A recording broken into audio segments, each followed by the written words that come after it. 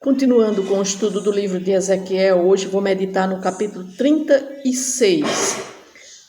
Aliás, no capítulo 35. No capítulo 35. Esse capítulo, Deus vai fazer uma profecia contra a terra de Edom. Nós vimos lá no capítulo 25, quando Deus começa a profetizar contra todas aquelas nações que estavam se celebrando, que estavam festejando a derrota de Jerusalém. No capítulo 25, ele faz uma pequena referência a respeito da destruição da nação de Edom. Mas aqui no capítulo 35, Deus vai enfatizar essa profecia. É por isso que essa profecia ela não foi colocada junto com todos aqueles países que ficavam ao redor da nação de Israel, que estavam celebrando a destruição da nação de Israel. Então, aqui vai ser uma profecia específica para a terra de Edom. Edom é a terra daqueles descendentes de Esaú. Aquela terra que era conhecida como a terra vermelha, de terra de arenito vermelho.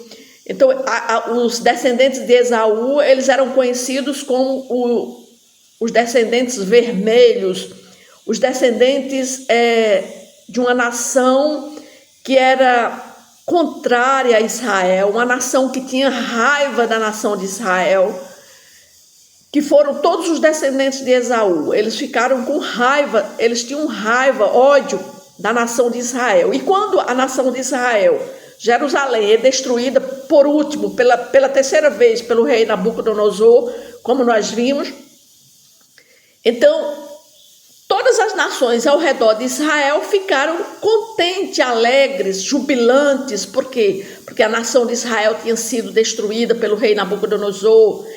E especificamente também a nação de Edom, também uma nação que ficava próxima à nação de Israel, também comemorou. E aqui esse capítulo vai ser especificamente dirigido uma profecia contra Edom, por causa da sua celebração, por causa de Israel que tinha sido destruída. Mas antes eu vou fazer uma oração. Senhor Deus Todo-Poderoso, mais uma vez estou com a Tua palavra, meditando nela, que o Senhor me dê sabedoria, que o Senhor me dê o entendimento para que eu possa entendê-la e que eu possa falar dessa palavra, Pai. Que as pessoas que venham ver e ouvir esse vídeo, elas possam entender, compreender o que a Tua palavra diz. É o que eu te peço no nome de Jesus. Amém. Então a palavra diz assim: veio a mim a palavra do Senhor dizendo: filho do homem, volve o rosto contra o monte Seir. O monte Seir era uma região montanhosa a leste do vale do Arabá, ao sul do Mar Morto, onde os edomitas viviam. Ou seja, era a região, o monte Seir, era a região onde os edomitas viviam. E Deus aqui pede primeiro para Ezequiel voltar o rosto para lá, para aquela região de Seir, onde estava a nação de Edom, porque ele iria profetizar contra ela. Aí ele diz: dize-lhe, assim diz o Senhor Deus: eis que eu estou contra ti, ó monte Seir, e estenderei a mão contra ti, te farei desolação e espanto. Farei desertas as tuas cidades, e tu serás desolada, e saberás que eu sou o Senhor. Pois guardaste inimizade perpétua, e abandonaste os filhos de Israel à violência da espada no tempo da calamidade e do castigo final. Ou seja, Deus está dizendo: olha, vocês abandonaram os seus vizinhos, os seus irmãos, que eram os filhos de Israel, porque os filhos de Edom eram os descendentes de Esaú, que eram um povo muito próximo ao povo de Israel. Mas Deus está dizendo que eles se voltaram contra o povo de Israel. Aí no versículo 6 diz: por isso diz o Senhor Deus, tão certo como eu vivo, eu te fiz sangrar, e sangue te perseguirá. Visto que não aborreceste o sangue te perseguirá. Farei do monte Seir extrema desolação, e eliminarei dele o que por ele passa e o que por ele volta. Ou seja, Deus aqui está falando que iria desolar, iria destruir a terra de Edom.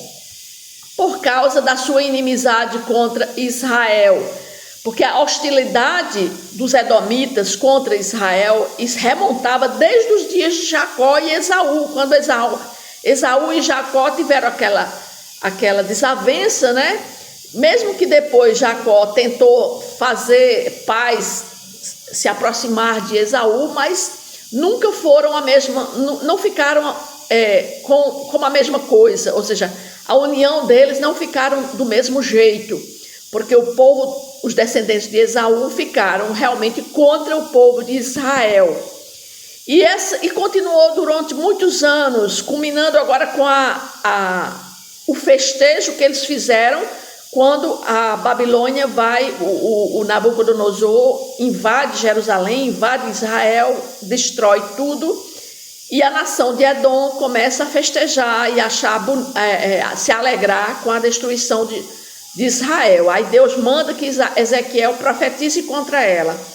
E aqui esse julgamento contra Edom também tem um significado profético, que Edom era o protótipo de todas as nações que se opuseram a Israel ao longo da história. E a sua destruição seria um sinal de julgamento de Deus sobre todas as nações que se opõem a Israel. Como nós já vimos que em profecias anteriores, todas as nações que ficavam ao redor de Israel, Deus mandou profecia contra elas. E continua no versículo 7. Farei do monte Seir extrema desolação e eliminarei dele o que por ele passa e o que por ele volta.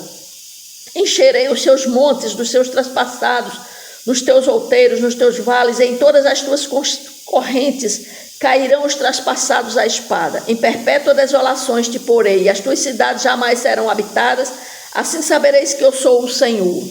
Versículo 10. Visto que dizes, os dois povos e as duas terras serão meus. O que o povo de Edom estava dizendo? Que os dois povos, esses dois povos seriam o Israel do Sul e o Israel do Norte. Aqueles dois povos que foram destruídos, porque o Israel do Norte foi destruído pela Síria e agora fazia pouco tempo que o Israel do Sul tinha sido destruído pelo Nabucodonosor, pela Babilônia, ou seja, eles estavam agora dizendo, olha, os povos e as duas terras, elas agora serão nossas, porque elas foram destruídas, não tem mais nada lá, então nós vamos tomar de conta. Era isso que Edom dizia. Por isso, aí Deus diz, por isso tão certo como eu vivo, diz o Senhor Deus, procederei segundo a sua ira e segundo a sua inveja, com que no teu ódio os trataste, serei conhecido deles quando te julgar. No versículo 12, saberás que eu, o Senhor, ouvi todas as blasfêmias que proferiste contra os montes de Israel, ou seja, tudo aquilo que eles desejaram contra o monte de Israel, contra Israel, Deus ouvia. Aí no versículo 13 diz, vós vos engrandecestes contra mim com a vossa boca e multiplicaste as vossas palavras contra mim, eu ouvi.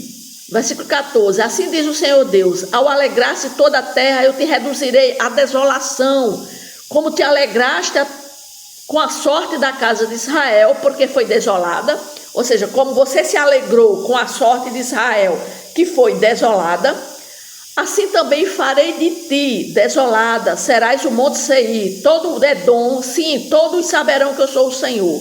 Então aqui Deus está falando que a destruição viria para a nação de Edom, porque eles celebraram, eles se alegraram com a sorte da casa de Israel, ou seja, a destruição de Israel.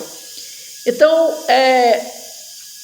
Edom era um povo que sempre teve hostilidade com Israel, e agora essa hostilidade se aprofundou por causa da sua alegria em saber que a terra de Israel tinha sido desolada. Então Deus agora vai vir contra Edom, e ele pune essa terra e diz que o julgamento de Edom seria proporcional ao seu pecado, né?